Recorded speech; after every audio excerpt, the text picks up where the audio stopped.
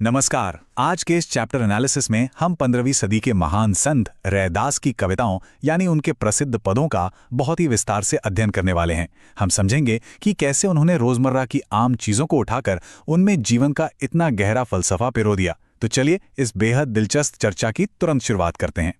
आज के हमारे सफर की रूपरेखा बिल्कुल स्पष्ट है। सबसे पहले हम संत रैदास को करीब से जानेंगे, फिर उनके पहले पद के उन कमाल के रूपकों को डिकोड करेंगे। उसके बाद उनके दूसरे पद में बाहरी कर्मकांडों के उनके विरोध पर बात करेंगे और आखिर में उनके काव्यात्मक शिल्प की बारीकियों को समझेंगे। तो आइए सबसे पहले अपनी ऐतिहासिक नींव को मजबूत करते हैं और उस महान शख्सियत से मिलते हैं जिन्होंने इस मास्टरपीस की रचना की, यानी संत रैदास। काशी, जिसे हम वाराणसी भी कहते हैं, वहीं संत रैदास का जन्म हुआ था। भक्ति आंदोलन के वो एक ऐसे प्रमुख संत कवि थे जिनका एक ही बहुत ही सॉलिड उसूल था: दिखावे और बाहरी कर्मकांडों को पूरी तरह से खारिज करना। उनका मानना था कि सच्ची भक्ति तो बस मन की शुद्धता और आंतरिक जुड़ाव में है और कहीं नहीं। जरा इस टाइमलाइन पर नजर डालिए। उनका अनुमानित जीवन काल 1388 से 1518 के बीच रहा, मतलब उन्होंने पूरी 15वीं सदी देखी। जरा सोचिए, उस दौर में समानता, प्रेम और भाईचारे की बात करना, ये अपने आप में कितना क्रांतिकारी कदम था। और यही वजह है कि उनकी ये शानदार रचनाएं आज गुरु ग्रंथ साहिब जैसे पवित्र ग्रंथों में भी पूरी गरिमा के साथ सुरक्षित हैं। अब जो बात उनकी रचनाओं को सबसे खास बनाती है वो है उनकी भाषा का एक परफेक्ट ब्लेंड।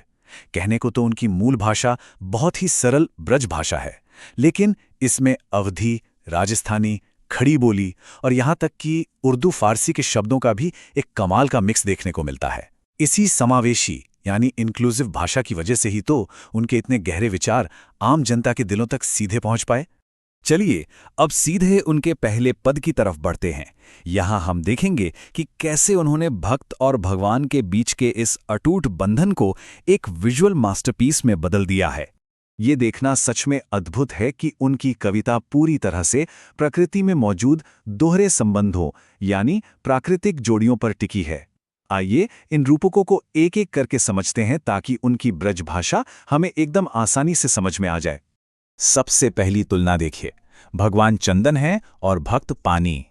प्रभु जी तुम चंदन हम पानी। इसका मतलब क्या है? जैसे चंदन की महक पानी की एक एक बूंद में पूरी तरह से घुल मिल जाती है, बिल्कुल वैसे ही ईश्वर का एहसास भक्त के रोम रोम में बस जाता है। ये एक ऐसा बॉन्ड है जिसे कोई तोड़ नहीं सकता।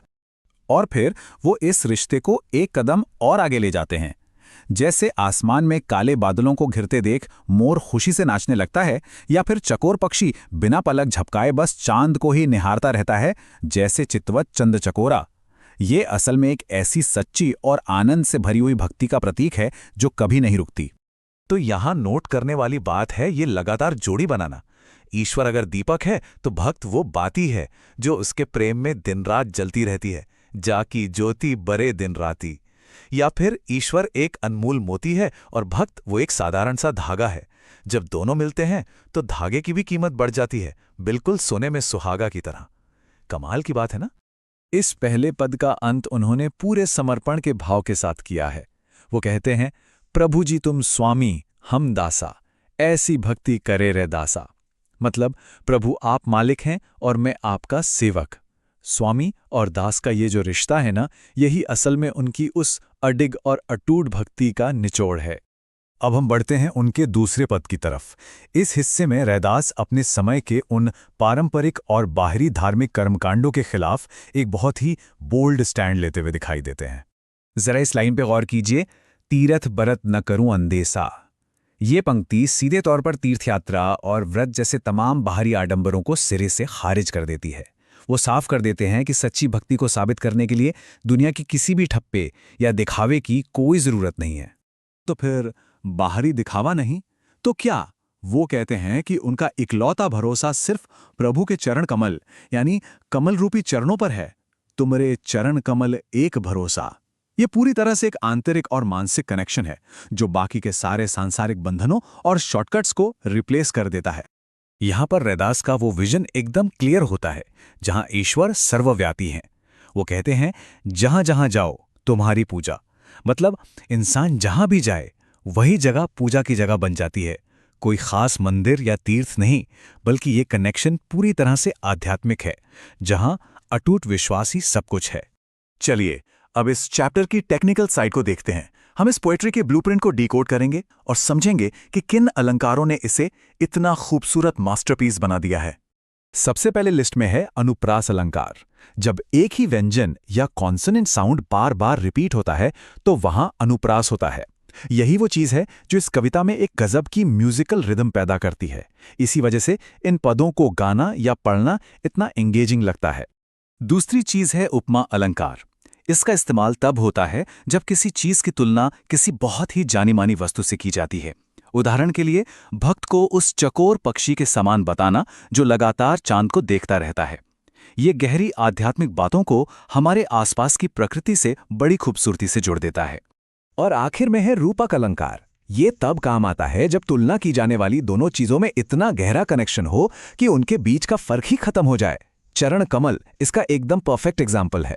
यहां भगवान के पवित्र चरणों और शुद्ध कमल के फूल के बीच की लकीर को पूरी तरह से मिटा दिया गया है। इस टेबल को एक मास्टर ब्लूप्रिंट की तरह देखिए। ये सीधे तौर पर हमारी पाठ्यपुस्तक के उन काव्यात्मक गुणों को रैदास की कविता के असली एग्जाम्पल्स के साथ जोड़ती है। चाहे वो अनन्य भक्ति हो या सर्वव्यापी ईश्वर की अवधारणा, हर भाव के लिए एक सटीक और जीता जागता उदाहरण यहां आपके सामने मौजूद है। जैसे जैसे हमारे इस चैप्टर एनालिसिस का सफर खत्म हो रहा है, एक बहुत ही गहरे ऐतिहासिक सवाल पर विचार करना जरूरी हो जाता है। 15वीं सदी की आखिर वो कौन सी सामाजिक सांस्कृतिक परिस्थितियां थीं जिन्होंने बाहरी कर्मकांडों को छोड़कर इस तरह की आंतरिक और निराकार भक्ति की ओर मुड़ने के इस क्रांतिकारी बदलाव को इतना जरूरी बना दिया था? इस पर जरूर सोचिएगा। ये एक ऐसा सवाल है जो इतिहास और साहित्य दोनों को लेकर हमारी समझ को और भी गहरा करता है। तो आज के लिए बस इतना ही।